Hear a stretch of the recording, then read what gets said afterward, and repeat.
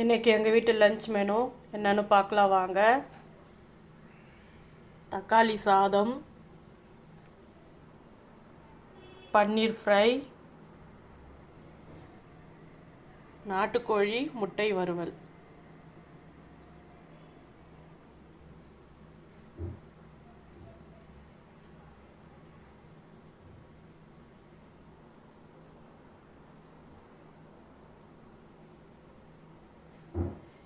இதுதான் இன்றைக்கி எங்கள் வீட்டு லஞ்ச் மெனு. இந்த லஞ்ச் மெனு பிடிச்சிருந்தா லைக் பண்ணுங்கள், ஷேர் பண்ணுங்கள், சப்ஸ்கிரைப் பண்ணுங்கள். தேங்க்யூ.